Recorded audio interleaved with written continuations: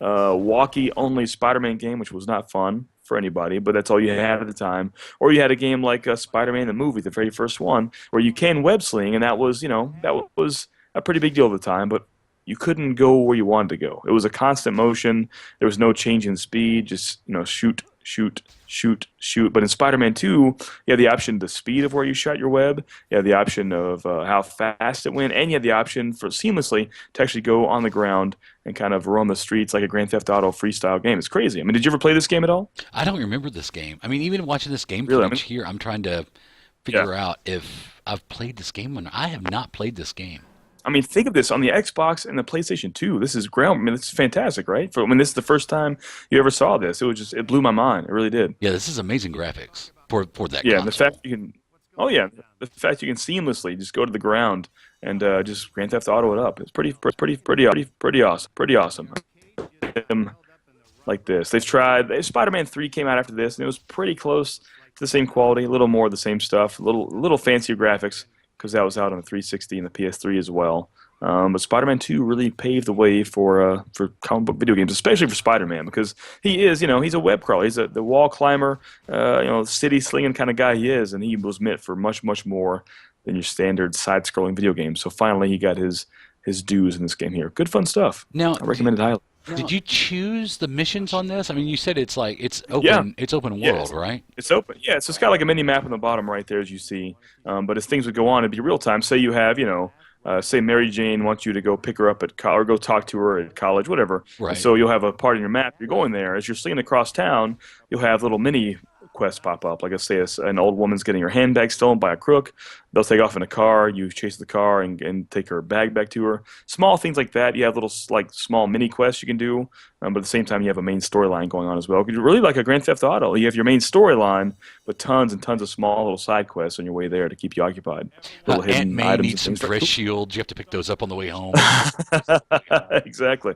There was one where, Spider-Man 2 or Spider-Man 3, you even had pizza delivery missions where Peter needed some extra cash, and he would be the delivery guy, but to get them out on time, he would use his Spider-Man abilities. So he was web slinging around town delivering pizzas, Oh and it wow. had like an actual time to it. So it's kind of cool, some real-time stuff added to there. But yeah, Wow. Spider-Man 2, You know, check it out. even the overhead shots, like the map where you're going to Yeah. choose what you're going to do, even the overhead shots with the way the shadows move and you see the traffic in the Huh? streets, that's actually pretty cool Right? too, considering the console that it was Is on. it? Yeah. Exactly. Yeah. Yeah. It was pretty groundbreaking. It really was. Man, I could watch this video all day, honestly. It's taking me back. Yeah. Oh, Spidey, go to the comic shop. He did go to the So comic yeah, you had shops. this. You had Spider-Man 3, and then even Ultimate Spider-Man came out soon after this as well, and that was pretty good as well. It was the exact same thing once again, but it was playable as Spider-Man, of course, and as Venom, and it was much more of a cel-shaded kind of comic book style, actual play style to it. So Ultimate Spider-Man was awesome. Some people like that more than this one. I may say that. It depends what day you ask me, but this one is on the list because it was totally groundbreaking, and we'd never seen anything like that before Spider-Man 2. Look at the graphics. Pretty good, right? Yeah, the cutscenes especially are Yeah. impressive. Yeah. Of course, voiced by Tobey Maguire, which at the time was awesome. Looking back, maybe not so much, but at the time it was awesome. No, he did fine. He was a fine Spider-Man for Yeah, two and a that's half out true. of the three movies. Well, I mean, one and a half out of the three movies. Such, such promise for the future. But Yeah. that is Spider-Man 2 from 2004. It's a great one. Check it out if you haven't done that already. Next up, we're going to stick with the Marvel love, and that is an odd one. Not a lot of people have heard of this one, and it's kind of this character. I think in the future he'll get more love coming in soon, but not many video games to his name were good or bad. But this is one of the best in my opinion. It's the Punisher game on the arcade from 1993, and it's kind of a hard one to even play or find. Not many people have even heard of this. And this, if I did have a hipster choice on this list here, this would be the list, the hipster choice on the list, and that is the Punisher for the arcade, where Frank Castle and Nick Fury team up to take down the almighty Kingpin himself, and that did happen in 1993. It's kind of once again one of those side-scrolling classic arcade games that were just quarter chuggers, quarter chuggers. You would die easily, and they just sucked out your quarters. Did you ever play the Punisher game at all? Did you ever play that? I actually do remember playing this. Yeah, it was a pretty good one for the time. It's kind of overlooked. I believe the Punisher in general, he's not, as we know, the Punisher, Frank Castle, isn't as outlandish or isn't as superhero-y as other heroes in the Marvel universe. But this is a fun game. It's kind of the classic beat 'em up. It's the Punisher dishing out justice, and look at that art style. You can't beat that. It's Say hello to pretty Scully. fantastic. White Castle, don't kill him. Bruno, why? I wonder why. Looking at this, I mean, you'll notice a lot on my list here, and most people that have a list of best comic book games of all time. A lot of these are these arcade side-scrolling beat 'em ups. Is there something to that kind of genre that lends itself to this kind of game? You know what I liked about it was teamwork. Right, yeah. Because I can remember, after school, I can remember after I took the ACTs test. Yeah. That's right, the ACT, yeah. After taking that test, I remember me and three of my buddies going to a Walmart and just shoving quarters into the Michael Jackson Moonwalker game until we beat it. Michael. Yeah, Michael. What if you put that music to this gameplay? That would be awesome, actually. That makes every game more badass. It automatically does that. And you know what I like about this game? The Punisher, like the white boots. that? It's the white boots Punisher. Exactly. I've always loved that Punisher. Like kind of the sometimes a white turtleneckish, white gloves, white boots, long, almost like a rubbery kind of suit. It's awesome. I like that style to him. Yeah. As we go on now in the future and the present, it's kind of more of a sleeveless, kind of almost a spray painted vest to him. That's cool too. But it's always cool to have the old school, white boots kind of style to him. I like that. Yeah, and this Very is the cool. Nick And teaming up with Fury Nick Fury. that inspired the David Hasselhoff movie. You think? Yeah, it's true. Yeah, Yeah, this is probably so. pre-Ultimate Yeah. Nick Fury, where it's Sam Jackson. Right. Yeah. Right. But that is, 1993's The Punisher from the arcade. Like I said, most people haven't heard of that or seen that, but make sure to check that one out if you haven't already. It is a good one. But on to the next one here. We have Marvel Ultimate Alliance 2, and that was playable on the Xbox 360 and the PlayStation 3. Have you played Marvel Ultimate Alliance 2 at all? Have you checked that out? I played Marvel Ultimate Alliance. I got you. That was a good one as well, but I'm putting two on this list. Now, a lot of the same things are the exact same as the first one.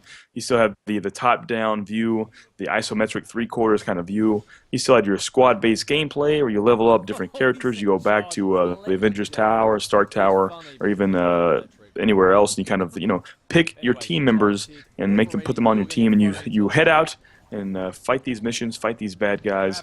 But what was different about Marvel Ultimate Alliance 2 was those kind of, whereas in the first Ultimate Alliance was kind of homegrown, Marvel Ultimate Alliance 2 was kind of almost galactic in a sense. And would you guess the final boss battle in the Marvel Ultimate Alliance 2? If I say it has kind of more of a galactic appeal, who do you think the final boss battle? What's the biggest boss battle you could ever think of in the Marvel Universe? Who would Let that me be? think. Galactus? There you go. The final boss battle in Marvel Ultimate Alliance 2 is Galactus himself. And I've always liked these games. They kind of went away after a bit, but this is kind of, I want to say, a kind of a Diablo kind of game. But yeah, you could say it's Diablo style, even though it's not really a fixed camera. This kind of isometric top-down three-quarters view. It's kind of cool. I like it. But it I do is too. Marvel Ultimate Alliance 2. Yeah, it's pretty neat. I like to watch that and play that. But it's kind of cool. It's got RPG elements to it. Like I said, each one of these characters, you can swap to them at any time you want. XP is gained from everything you do. You take them back if they're hurt.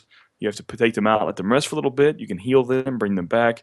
It was just a very, very vast and very deep comic lineup in this game. It was cool. First time. I liked it.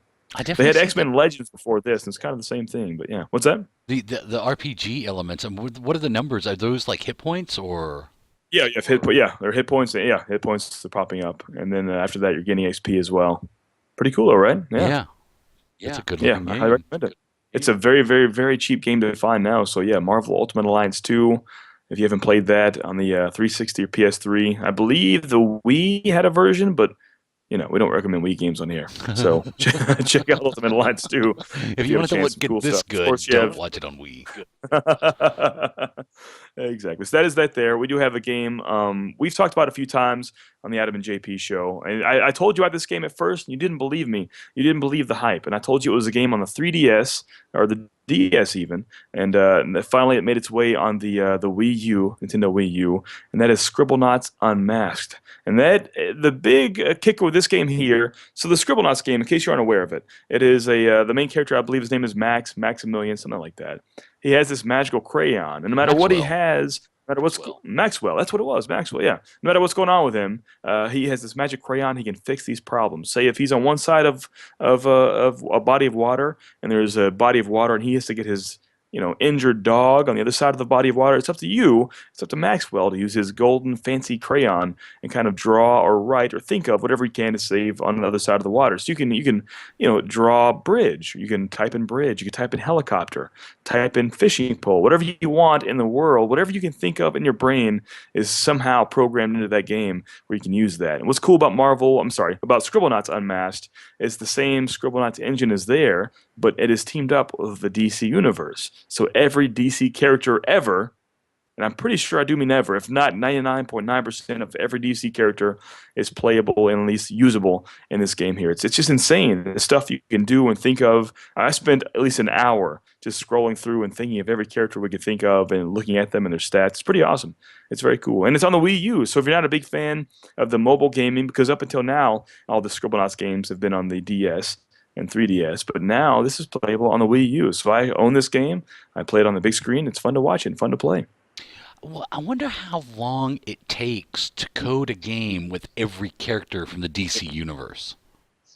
I know, right? Isn't Because it insane? that's what I mean. That's what you're always telling me about this. Like you can think of anybody from the DC universe, and you can put Right. them in this game. Right. As you see, you can add adjectives and add any kind of modification to anything you want. I mean, just playing the actual, especially on the DS and the 3DS, I have no idea how this game was made just for the brain power of the actual console to do it and the brain power in the game itself to do it. I have no idea how it happens. The stuff that I was doing in the palm of my hands was blowing my mind. And that's not the first time I've said it. Well, I'm But sure it's that's not the first time that's happened. but really, I mean, it's just crazy to think about. Not one time ever while playing Scribblenauts, especially the original, because I played that many more hours and then Unmasked. I never once had anything I put in there wouldn't register it. Never once. People in my work, I took it to work to show them. They were trying to stump the game. It wouldn't do it. They told me to put in troglodyte one time, which I at the time had no idea what a troglodyte was. Kind of a caveman Neanderthal type character. Right? I typed it in, not knowing what that was, and the troglodyte popped up in the game. It's crazy. It's insane. Troglodyte. Yeah. A speedy potato Troglodyte. troglodyte. But see, that's how I found out. And this is, I mean, games are for all ages, and some people say they're bad for kids, but you can't tell me a game like Scribblenauts isn't great for kids' imagination and their knowledge. I mean, I'm, in my 20s at the time, learning of a word like troglodyte because of a little handheld video game. Yeah, that's true. That's got to be something. I mean, think about it. But This you is kind of great have for to know it kids. before you And put it in there, right? that's true. But then your dad, so your parents are like, hey, put in troglodyte. Kid's like, what's a troglodyte? And he learns what a damn troglodyte is because of Scribblenauts. So yeah, Scribblenauts Unmasked. It's a pretty fantastic game to play. One of the best comic book games of all time. I mean, for the reason here that every DC character is in this playable form. It's kind of cool, for sure.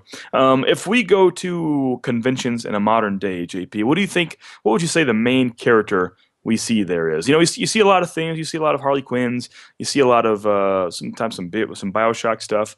What would you say the main character that people cosplay as at a convention is?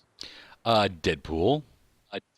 That would be correct. And I think not only are we now seeing, of course, a movie for Deadpool coming up, but we also have, the new comic line. The character in general is very popular. And of course, going to any con nowadays, you do see a lot of Deadpool cosplays. So a character that big, people want to think like, hey, we make video games. Let's bring in a Deadpool video game, shall we? So, of course, they released just 2 years ago the Deadpool video game on the PS3 and the 360. I believe maybe the PC as well. But it was a very good game, actually. I didn't expect it to be this good. The gameplay is mediocre, but it's odd for me for an actual, like a funny game that tries to be funny to actually pull off the funny factor. And the Deadpool game pulled off just that. And thankfully, much like the movie that's coming out very soon, where they're going with the R rating, this Deadpool game is rated M for mature, and that is it's a hard M because that's some pretty dirty stuff in there. It's voiced by Nolan North, one of the greatest voiceover guys in a long time. I almost said Peter North, and that would have been kind of awkward. Wait, was he But on Law and Order?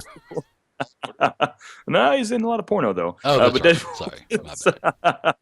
he could have been Law and Order. It's possible. Different actor. But yeah, the Deadpool video game. It's so good. Yeah, Deadpool game, fantastic. Kind of has almost like a God of War, Devil May Cry, like a hack and slash kind of button mashing gameplay style to it. But if you haven't played the Deadpool game, check that one out. Have you played this one at all, JP? I actually have played this game some. Yeah, Sorry, it took a second to get the gameplay up. I had to watch a commercial it's all good.